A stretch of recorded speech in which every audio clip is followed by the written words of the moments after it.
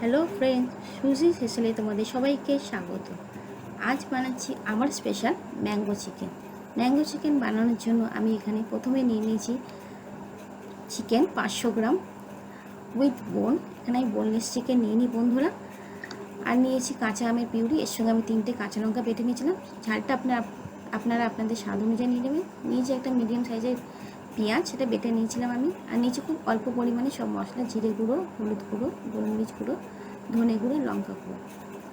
আর নিয়েছি আমি এখানে টক দই। এবারে মাংসর মধ্যে আমি প্রথমে দিয়ে দেবো 2 চামচ আদা আর রসুনের পেস্ট। আদা রসুনের পেস্টটা দিয়ে দেওয়ার পর আমি এর মধ্যে দেবো বেটে রাখা মিডিয়াম পেঁয়াজটা। বন্ধুরা, এটা খেতে কিন্তু গরমের সময় খুব সুস্বাদু হয়, আপনারা অবশ্যই ট্রাই করবেন। এর মধ্যে আবার দিয়ে দেবো আমি কাঁচা আমের পিউরিটা।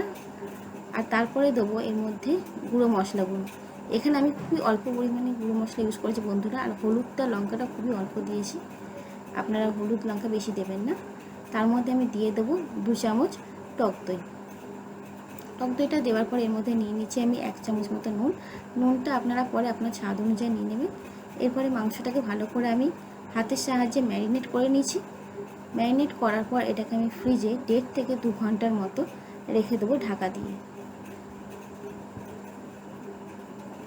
আর নিয়ে নিয়েছি এরপরে ক্যাপসিকামের টুকরো। আমি এখানে অরেঞ্জ কালারের ক্যাপসিকাম নিয়েছি বন্ধুরা, আপনারা রেড বা অরেঞ্জ বা ইয়েলো কালারের নেবেন। গ্রিনটা নিলে আমের সঙ্গে মিশে যাবে। নিয়েছি একটা কাঁচা আমের টুকরো, আর নিয়েছি 3টে মাঝারি সাইজের পেঁয়াজ কুচি করে। এরপরে আমি কড়াইতে তেল দিয়ে অল্প একটু পেঁয়াজ নিয়ে বেরেস্তা বানানোর জন্য নিয়েছি। এটাকে আমি বেরেস্তা বানিয়ে অল্প একটু রেখে দিয়েছি তুলে।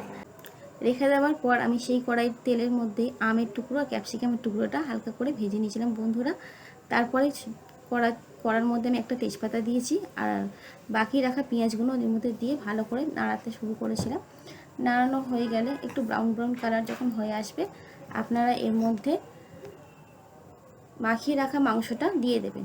মাংসটা ভালো করে নাড়াতে হয় বন্ধুরা, আস্তে আস্তে করে নাড়াবেন। আর হ্যাঁ বন্ধুরা, এটা মিডিয়াম ফ্লেমে করবেন, হাই ফ্লেমে দিয়ে করবেন না। মাংসটা তলায় বসে যেতে পারে।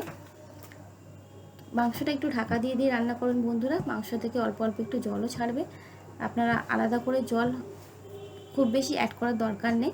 মাংসটা আমি দেখুন কষা হয়ে এসছে অল্প অল্প। এর মধ্যে আমি দিয়ে দেবো 1 চামচ মতো নুন, আর দিয়েছি অল্প খুব সামান্য পরিমাণে চিনি।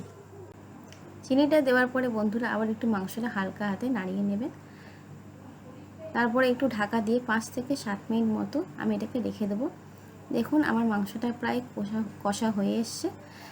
এই মাংসটা কষানোর পর দেখুন গ্রেভিটা কত সুন্দর এসছে বন্ধুরা। হালকা সবুজ, হলুদ, একটু লাল মিক্স হয়ে এসছে কালারটা। আপনারা বেশি হলুদ আর লঙ্কা, আবারও বলছি বন্ধুরা, ইউজ করবেন না, তাহলে কালারটা এত সুন্দর আসবে না। আর হ্যাঁ, কোনো গরম মশলা তো আমি ইউজ করিনি, আপনারাও ইউজ করবেন না।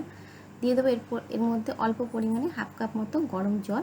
আমি খুব বেশি জল এখানে অ্যাড করিনি বন্ধুরা। তারপরে আমি 2 থেকে 3 মিনিট রেখে দেওয়ার পর ঢাকা দিয়ে এর মধ্যে দিয়ে দিয়েছি ভেজে রাখা আমের টুকরোগুলো, আর দিয়েছি ক্যাপসিকামের টুকরোগুলো। তারপরে এর মধ্যে দিয়েছিলাম ভেজে রাখা বেরেস্তাটা দিয়ে আমি এটাকে ভালো করে নাড়িয়ে নিয়ে একটু 2 থেকে 3 মিনিটের জন্য ঢাকা দিয়ে রেখেছিলাম বন্ধুরা। দেখুন আমার মাংসটা প্রায় রেডি হয়ে এসছে বন্ধুরা। এবার এটাকে আমি বাটির মধ্যে সার্ভ করে নেব।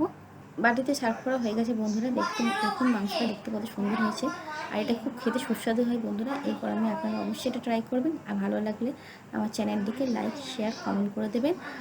আর আমার পেজটিকে প্লিজ ফলো করুন। ভিডিওটি দেখার জন্য থ্যাংক ইউ।